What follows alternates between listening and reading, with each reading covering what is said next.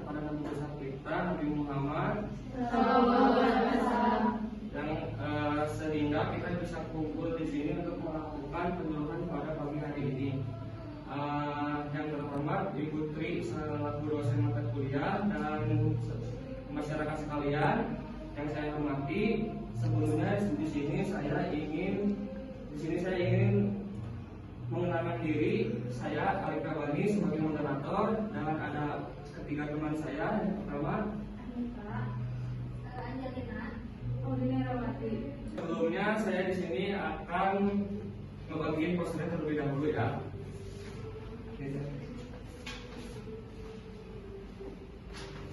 Yang nggak kebagian bisa ikut kan programnya. Ya, yang selanjutnya masih kita buka sesi tahap pertama yang dimana si pemateri bisa ngebagiin materi-materinya. Yang mana untuk pemateri pertama? Ya, di sini saya akan menjelaskan tentang pengertian nafsa. Narkoba atau nafsa adalah bahan atau zat yang dapat mempengaruhi kondisi kejiwaan atau psikologi seseorang, pikiran, perasaan, dan perilaku, serta dapat menimbulkan ketergantungan fisik dan psikologi. Yang termasuk dalam nafsa adalah narkotika, psikotropika, dan zat adiktif lainnya. Dan jenisnya ada 3, yaitu narkotika yang pertama adalah zat atau obat yang berasal dari tanaman atau bukan tanaman, baik sintetis maupun semi sintetis, yang dapat menyebabkan penurunan atau perubahan kesadaran, hilangnya rasa, mengurangi sampai menghilangkan rasa nyeri, dan dapat menimbulkan ketergantungan. Yang kedua, psikotropika adalah zat atau obat baik alamiah maupun sintetis, bukan narkotika, yang berkhasiat psikoaktif melalui pengaruh selektif pada sejumlah saraf pusat yang menyebabkan pengaruh pada aktivitas mental dan perilaku. Dan yang terakhir, zat adiktif lainnya, yaitu adalah bahan atau zat yang berpengaruh psikoaktif di luar narkoba dan psikotropika, meliputi minuman alkohol, inhalasi gas yang hidup dan solvent, larut, dan tembakau. Lalu yang selanjutnya gejala dini pengguna nafsa. Yang pertama tanda fisik, yaitu ada kesehatan fisik yang menurun, lalu penampilan dirinya menurun, badannya kurus, lemah, lalu pernapasannya bisa menjadi lambat, suhu tubuhnya juga tidak beraturan. Lalu yang kedua tanda-tanda di rumah. Biasanya ada teguran dari orang tuanya, lalu semakin jarang ikut kegiatan keluarga, lalu mulai melupakan tanggung jawab rutinnya di rumah, seperti kalau pada perempuan biasanya suka memasak, lalu setelah menggunakan nafsa jadi tidak memasak lagi.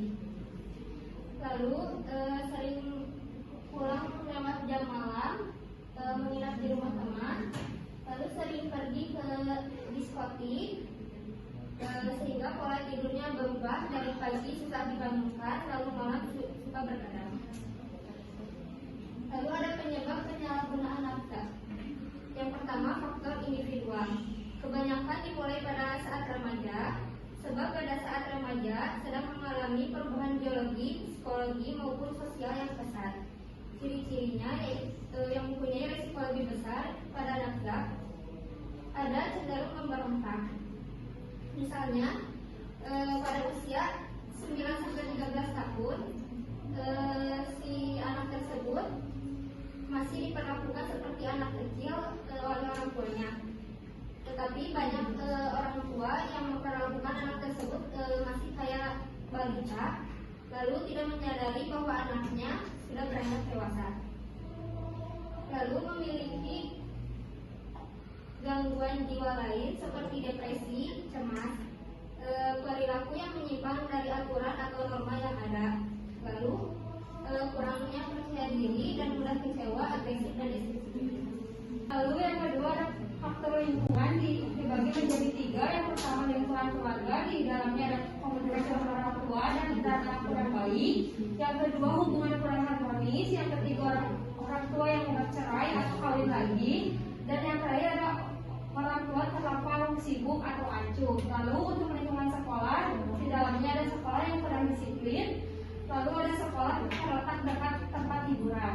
Dan yang terakhir ada lingkungan teman sebaya. Yang pertama berteman dengan penyalahguna, yang kedua tekanan atau ancaman dari teman, dan yang terakhir ada lingkungan masyarakat atau sosial yang di dalamnya terdapat lemahnya penegak hukum, situasi politik atau sosial dan ekonomi yang kurang mendukung. Lalu yang terakhir ada pencegahan nakja. Yang pertama pencegahan primer yang mengenai remaja risiko tinggi penyalahgunaan nakja dan melakukan intervensi. Yang kedua pencegahan sekunder, mengobati dan intervensi agar tidak lagi menggunakan nakja. Yang ketiga ada pencegahan tersier, merehabilitasi pengguna nakja. Adapun pencegahan lain seperti ketahuilah bahwa obat tersebut sangat berbahaya, jangan sekali-kali mencoba. Yang kedua, bina hubungan yang harmonis dengan orang tua sehingga perilaku kita lebih terkontrol. Yang ketiga, katakan tidak bila ada yang menawari. Yang keempat, berhati-hatilah dalam bergaul. Yang keempat, kuat keimanan kepada Tuhan. Yang keenam, buat para orang tua, ciptakan keluarga yang harmonis, jalin komunikasi yang bersahabat dengan putra-putri Anda. Dan yang terakhir, untuk remaja, jadilah remaja yang aktif dan menyenangkan, berprestasi tinggi, tahan uji, mandiri, ikuti kegiatan positif dan bermanfaat. Ya, dari materinya sudah cukup. Kita lanjut ke tahap 2 yang dimana takutnya ada yang kurang paham atau yang ingin ditanyakan. Silakan untuk ada yang kurang paham atau yang mau ditanyakan boleh ditanyakan.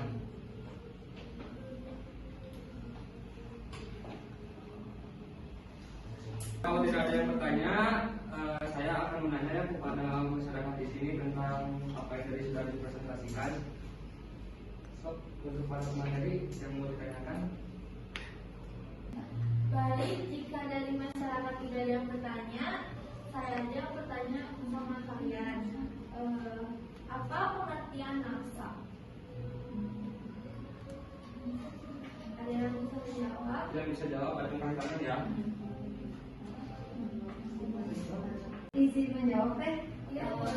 Nafsa itu narkotika, psikotropika dan zat adiktif lainnya. Ya, benar. Ada yang mau menambahkan jawabannya? Ya, sepertinya cukup ya untuk pertanyaan yang pertama. Lanjut ke pertanyaan yang kedua.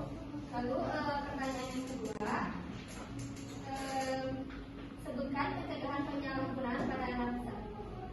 Saya kan Ya, boleh. jalani komunikasi yang baik dengan keluarga, lalu pilih pergaulan yang baik, melakukan kegiatan yang positif seperti olahraga dan rajin beribadah agar terhindar dari perbuatan yang buruk. Itu kayak Ya, sepertinya cukup ya untuk sesi atau tahap 2 ini.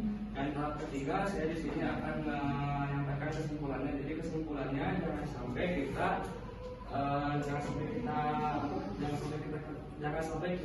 kita kena sama penyakit-penyakit yang tadi sudah dijelaskan, karena itu bisa bahaya untuk diri kita. Dan harus bisa menjaga pergaulan, ya. Dan sepertinya cuma itu saja yang bisa saya sampaikan. Mohon maaf bila saya banyak salah atau banyak kurang. Assalamualaikum warahmatullahi wabarakatuh. Waalaikumsalam.